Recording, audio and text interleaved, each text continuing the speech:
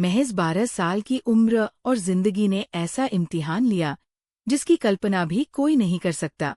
एक नन्ही सी लड़की जो अपने से 2.5 गुना उम्र के पति से दिन रात मार खाती थी, वही लड़की आगे चलकर अकेले अपने दम पर 2000 करोड़ की कंपनी खड़ी करती है, जिसे कभी जाति के नाम पर पानी तक नहीं दिया गया। आज उसी महिला को भारत के राष्ट्रपति ने पद्मश्री से सम्मानित किया।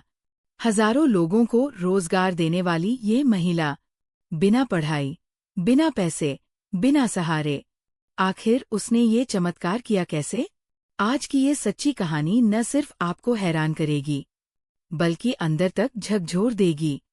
साल था 1973। महाराष्ट्र के अकोला की एक शाम 12 साल की छोटी सी कल्पना अपने दोस्तों के साथ खेल रही थी। हंसी खुशी का माहौल था। तभी अचानक एक महिला आई और जहर उगलते हुए बोली, ए अछूत लड़की, कितनी बार कहा है मेरे बच्चों से दूर रहा कर। कल्पना की आंखों से आंसू बह निकले। वो चुपचाप घर में जाकर छुप गई। शाम को जब उसके बापू आए तो उसने सब बताया। बापू ने कहा, बेटा, इनका जवाब सिर्फ एक ही है, इनसे बड़ा इंसान बनकर दिखाना। उस पल कल्पना की आंखों में आंसू नहीं, एक जिद पैदा हो चुकी थी। अगले दिन वो नई उम्मीद लेकर स्कूल पहुंची, लेकिन वहां भी भेदभाव उसका इंतजार कर रहा था। उसे अलग बैठाया गया, अलग रखा गया, यहाँ तक कि खेलने से भी रोका गया। लेकिन इस बार कल्पना ने शिकायत नहीं की। उसने खुद से वादा किया, मैं कुछ बनकर दिखाऊंगी। दिन-रात मेहनत का नतीजा ये हुआ कि 7वीं कक्षा में उसने सबसे ज्यादा नंबर लाए। जो लोग उसे नीचा दिखाते थे, आज उनके चेहरे उतर चुके थे। वह दौड़ते हुए अपने बापू के पास पहुंची, लेकिन खुशी ज्यादा देर टिक नहीं पाई। बापू ने कहा, बेटी, मैंने तेरी शादी तय कर दी है। ये सुनते ही जमीन खिसक गई। रोते हुए कल्पना बोली, बापू, मेरे सपनों को क्यों मार रहे हो? बापू की आवाज कांप रही थी। मैं दुनिया से नहीं लड़ पाया बेटी।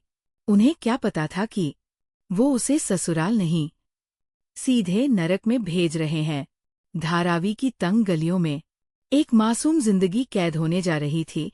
12 साल की बच्ची से उम्मीद की जाती थी कि वो 10 लोगों का घर संभाले, खाना बनाए, झाड़ू पोछा करे और फिर रोज अपने पति की मार खाए। नमक ज्यादा हो जाए या बिना वजह हाथ उठाना आम बात थी। कई दिन उसे खाना तक नहीं मिलता। 6 महीने बाद जब बापू आए तो उनकी बेटी सिर्फ सांस ले रही थी, जिंदा नहीं थी। बापू उसे घर ले आए, लेकिन समाज ने यहां भी चैन नहीं लेने दिया। लोग ताने मारते रहे, जरूर इसी में कोई कमी होगी। बापू टूट चुके थे। उन्होंने कहा, बेटा, फिर से स्कूल चल। लेकिन अब कल्पना के अंदर हिम्मत नाम की चीज खत्म हो चुकी थी। वो किसी पर बोझ नहीं बनना चाहती थी। इसलिए उसने सिलाई का काम शुरू किया। अंधेरे कोने में बैठकर ब्लाउज सिलना, यही उसकी दुनिया बन गई थी। लेकिन लोग यहाँ भी जहर घोलने पहुंच गए। एक महिला ने तो यहाँ तक कह दिया, तुझे मर जाना चाहिए। ये शब्द रोज उसके दिमाग पर हथौड़े की तरह गिरते। और एक दिन उसने सच में जहर पी लिया। सोच लिया था, शायद मौत में सुकून मिलेगा। किस्मत ने आखिरी बार उसे बचा लिया। मौसी समय पर पहुंच गई। अस्पताल में डॉक्टरों ने कह दिया, अगले 24 घंटे अहम हैं। लेकिन चमत्कार हुआ। अगली सुबह कल्पना की आंखें खुलीं। इस बार उनमें कमजोरी नहीं, आग थी। उसने तय कर लिया, अब जिंदगी अपने हिसाब से जिएगी।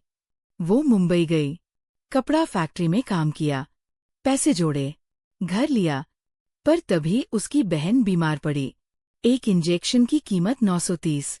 जेब में थे सिर्फ 200। किसी ने मदद नहीं की। मालिक ने भगा दिया और उसकी बहन उसकी आंखों के सामने दम तोड़ गई। उस दिन कल्पना ने कसम खाई, अब कभी पैसे की कमी से किसी को मरने नहीं देगी।